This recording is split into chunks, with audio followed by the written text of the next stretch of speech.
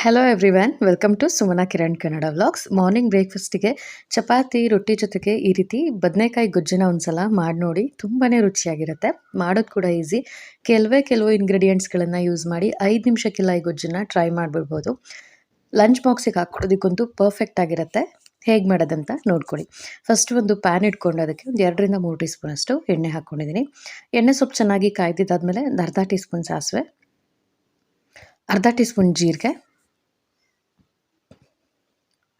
ಹಾಗೆಯೇ ಒಂದು 5ರಿಂದ 6 ಎಸಲಷ್ಟು ಬೆಳ್ಳುಳ್ಳಿ, ಕ್ರಷ್ ಮಾಡ್ಕೊಂಡಿರೋಂಥ ಬೆಳ್ಳುಳ್ಳಿ ಸಿಪ್ಪೆ ತೆಗೆದು ಜಜ್ಜಿಟ್ಕೊಂಡಿದ್ದೀನಿ. ಹಾಗೆಯೇ 1 ಕಡ್ಡಿಯಷ್ಟು ಕರಿಬೇವು, ಒಗ್ಗರಣೆಗೆ ಒಂದು 2 ಒಣಮೆಣಸಿನ್ಕಾಯಿ. ಈ ಕರಿಬೇವು, ಬೆಳ್ಳುಳ್ಳಿ, ಒಣಮೆಣಸಿನ್ಕಾಯಿ ಎಲ್ಲ ಚೆನ್ನಾಗಿ ಕೆಂಪಗಾಗೋವರೆಗೂ ಹುರಿದಿಟ್ಕೊಳ್ಳಿ. ಬೆಳ್ಳುಳ್ಳಿ ಎಲ್ಲ ಸ್ವಲ್ಪ ಮಾಗಿದ್ದಾದಮೇಲೆ ನೆಕ್ಸ್ಟ್ ಅದಕ್ಕೆ ಸಣ್ಣದಾಗಿ ಕಟ್ ಮಾಡಿಟ್ಕೊಂಡಿರುವಂಥ ಈರುಳ್ಳಿ. ನಾನಿಲ್ಲಿ 2 ಈರುಳ್ಳಿನ ಈ ರೀತಿ ಸಣ್ಣದಾಗಿ ಕಟ್ ಮಾಡಿಕೊಂಡು ಹಾಕ್ಕೊಂಡಿದ್ದೀನಿ. ಈರುಳ್ಳಿನೂ ಕೂಡ ಒಗ್ಗರಣೆಯಲ್ಲಿ ಚೆನ್ನಾಗಿ ಮಿಕ್ಸ್ ಮಾಡಿ ಕಲರ್ ಎಲ್ಲ ಚೇಂಜ್ ಆಗಿ ಕೆಂಪಗಾಗೋವರೆಗೂ ಮಾಗಿಸ್ಕೊಳ್ಳಿ. ಈರುಳ್ಳಿ ಸ್ವಲ್ಪ ಚೆನ್ನಾಗಿ ಮಾಗಿದ್ದಾದಮೇಲೆ ಅದಕ್ಕೆ ಸಣ್ಣದಾಗಿ ಕಟ್ ಮಾಡಿಟ್ಕೊಂಡಿರುವಂಥ 2 ಟೊಮ್ಯಾಟೋನ ಹಾಕ್ಕೊಳ್ತಾ ಇದ್ದೀನಿ. ನೀವು ಇದಕ್ಕೆ ಹುಣಸೆ ರಸ ಬೇಕಿದ್ರೂ ಹಾಕ್ಕೊಳ್ಬೋದು. ನಾನಿಲ್ಲಿ ಹುಳಿ ಟೊಮ್ಯಾಟೋನ ಯೂಸ್ ಮಾಡ್ತಾ ಇದ್ದೀನಿ. ಟೊಮ್ಯಾಟೊ ಹಾಕಿ ಅದನ್ನು ಕೂಡ ಒಗ್ಗರಣೆಯಲ್ಲಿ ಒಂದು 2 ನಿಮಿಷ ಮಾಗಿಸಿ,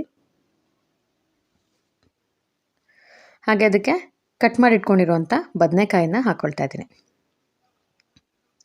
ಉದ್ದ ಬದನೆಕಾಯಿನ ಚೆನ್ನಾಗಿ ತೊಳೆದು ಕಟ್ ಮಾಡಿ ಅದಕ್ಕೆ ನೀರಲ್ಲಿ ಹಾಕಿ ಅದಕ್ಕೆ ಸ್ವಲ್ಪ ರಾಗಿ ಹಿಟ್ಟು ಹಾಗೆಯೇ ಉಪ್ಪು, ಸ್ವಲ್ಪ ಅರಿಶಿನ ಹಾಕಿ ಇಟ್ಕೊಂಡ್ರೆ ಬೇಗ ಕಪ್ಪಾಗೋದಿಲ್ಲ. ನಾವು ಹೇಗಿರುತ್ತೆ ನ್ಯಾಚುರಲ್ ಆಗಿ ಕಲರ್ ಹಾಗೇ ಇರುತ್ತೆ. ಬದನೆಕಾಯಿ ಹಾಕಿದ್ದಾದಮೇಲೆ ರುಚಿಗೆ ಬೇಕಾಗಿರೋ ಅಷ್ಟು ಉಪ್ಪನ್ನು ಹಾಕಿ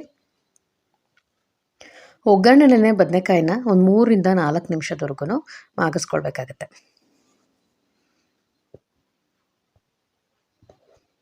ಒಗ್ಗರಣೆ ಜೊತೆಗೆ ಚೆನ್ನಾಗಿ ಮಿಕ್ಸ್ ಮಾಡಿ ಒಂದು ಲಿಡ್ಡನ್ನು ಕ್ಲೋಸ್ ಮಾಡಿ ಒಂದು 3ರಿಂದ 4 ನಿಮಿಷದವರೆಗೂ ಮಾಗಿಸ್ಕೊಳ್ಳಿ. ಡ್ರೈ ಪಲ್ಯ ಆಗಿರೋದ್ರಿಂದ ನೀರು ಹಾಕೋ ಅಗತ್ಯ ಇಲ್ಲ. ಎಣ್ಣೆ ಸ್ವಲ್ಪ ಜಾಸ್ತಿ ಹಾಕಿ ಎಣ್ಣೆಲೇ ಮಾಗಿಸ್ಬೋದು. ಒಂದು 2 ನಿಮಿಷ ಆಗಿದ್ದಾದಮೇಲೆ ಇನ್ನೊಮ್ಮೆ ಲಿಡ್ಡನ್ನು ಓಪನ್ ಮಾಡಿ ಈ ರೀತಿ ಎಗೇನ್ ಇದನ್ನು ಚೆನ್ನಾಗಿ ಮಿಕ್ಸ್ ಮಾಡಿ ಮತ್ತೆ ಲಿಡ್ಡನ್ನು ಕ್ಲೋಸ್ ಮಾಡಿ ಇನ್ನೂ ಒಂದು 2 ನಿಮಿಷ ಮಾಗಿಸ್ಕೊಳ್ಳೋಣ.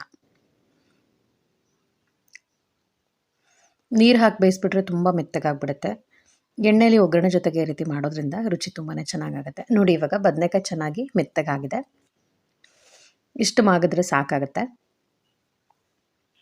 ನೆಕ್ಸ್ಟ್ ಇದಕ್ಕೆ ಡ್ರೈ ಪುಡಿಗಳನ್ನು ಹಾಕ್ಕೊಳ್ತಾ ಇದ್ದೀನಿ. ಇದಕ್ಕೆ ಯಾವುದೇ ರೀತಿ ಖಾರ ಅಥವಾ ಮಸಾಲೆ ಏನು ರುಬ್ಬಿ ಏನು ಹಾಕ್ತಾ ಇಲ್ಲ, ಎಲ್ಲನೂ ಡೈರೆಕ್ಟಾಗೇ ಹಾಕ್ಕೊಳ್ತಾ ಇದ್ದೀನಿ. ಬದನೆಕಾಯಿ ಎಲ್ಲ ಚೆನ್ನಾಗಿ ಮಾಗಿದ್ದಾದಮೇಲೆ ಇದಕ್ಕೆ ಒಂದು ಅರ್ಧ ಟೀ ಸ್ಪೂನಷ್ಟು ಅರಿಶಿನ, ಹಾಗೆಯೇ 1 ಟೀ ಸ್ಪೂನಷ್ಟು ಬೆಲ್ಲ ಹಾಕ್ತಾ ಇದ್ದೀನಿ. ಹುಳಿ ಟೊಮೆಟೊ ಹಾಕಿರೋದ್ರಿಂದ ಬೆಲ್ಲ ಹಾಕೋದ್ರಿಂದ ರುಚಿ ತುಂಬಾ ಚೆನ್ನಾಗಾಗುತ್ತೆ. ಬೇಡ ಅನ್ನೋರು ಸ್ಕಿಪ್ ಮಾಡ್ಕೊಳ್ಬೋದು. ಹಾಗೆಯೇ ಖಾರಕ್ಕೆ 1/4 ಟೀ ಸ್ಪೂನಷ್ಟು ಖಾರದ ಪುಡಿ, ಒಂದು 2 ಟೀ ಸ್ಪೂನಷ್ಟು ಸಾಂಬಾರು ಪುಡಿ, ಮಾಮೂಲಿ ಬೇಳೆ ಸಾಂಬಾರಿಗೆಲ್ಲ ಯೂಸ್ ಮಾಡ್ತೀವಲ್ಲ ಅದೇ ಸಾಂಬಾರು ಪುಡಿ, ಹಾಗೆಯೇ ಒಂದು 2 ಟೀ ಸ್ಪೂನಷ್ಟು ಮರಳು ಪುಡಿ ಅಥವಾ ಹುಚ್ಚೆಳ್ಳು ಪುಡಿ. ಪಲ್ಯಗಳಿಗೆ ಈ ಮರಳು ಪುಡಿ ಹಾಕೋದ್ರಿಂದ ರುಚಿ ಚೆನ್ನಾಗಾಗತ್ತೆ. ಹಾಗೆಯೇ ಲಾಸ್ಟಲ್ಲಿ ಸಣ್ಣದಾಗಿ ಕಟ್ ಮಾಡಿಟ್ಕೊಂಡಿರುವಂಥ ಕೊತ್ತಂಬರಿ ಸೊಪ್ಪು. ಇವಾಗ ಎಲ್ಲ ಇಂಗ್ರೀಡಿಯೆಂಟು ಹಾಕಿದ್ದಾಗಿದೆ. ಎಲ್ಲದನ್ನು ಕೂಡ ಚೆನ್ನಾಗಿ ಹೊಂದ್ಕೊಳ್ಳೋ ಹಾಗೆ ಮಿಕ್ಸ್ ಮಾಡ್ಕೊಳ್ಳಿ. ಲೋ ಫ್ಲೇಮಲ್ಲೇ ಇಟ್ಕೊಂಡು ತಳ ಹಿಡಿದೇ ಇರೋ ರೀತಿ ನೋಡಿಕೊಂಡು ಚೆನ್ನಾಗಿ ಈ ರೀತಿ ಮಿಕ್ಸ್ ಮಾಡ್ಕೊಬೇಕು. ನೋಡಿ, ಇವಾಗ ಚೆನ್ನಾಗಿ ಮಿಕ್ಸ್ ಮಾಡಿದ್ದಾಗಿದೆ. ಬೇಕಂದರೆ ಇದಕ್ಕೆ ತೆಂಗಿನಕಾಯಿ ತುರಿನ ಹಾಕ್ಕೊಳ್ಬೋದು. ಟೇಸ್ಟಿಯಾಗಿ ಉದ್ದ ಬದನೆಕಾಯಿ ಗೊಜ್ಜು ರೆಡಿಯಾಗಿದೆ. ಒಂದ್ಸಲ ಟ್ರೈ ಮಾಡಿ ನೋಡಿ. ಈ ವಿಡಿಯೋ ಹಾಗೆ ರೆಸಿಪಿ ನಿಮಗೆಲ್ಲರಿಗೂ ಇಷ್ಟ ಆಯಿತು ಅಂದ್ಕೋತೀನಿ. ಇಷ್ಟ ಆಗಿದ್ರೆ ಲೈಕ್ ಮಾಡಿ, ಶೇರ್ ಮಾಡಿ, ಕಮೆಂಟ್ ಮಾಡಿ, ಸಬ್ಸ್ಕ್ರೈಬ್ ಮಾಡಿಕೊಂಡು ಸಪೋರ್ಟ್ ಮಾಡಿ. Thank you.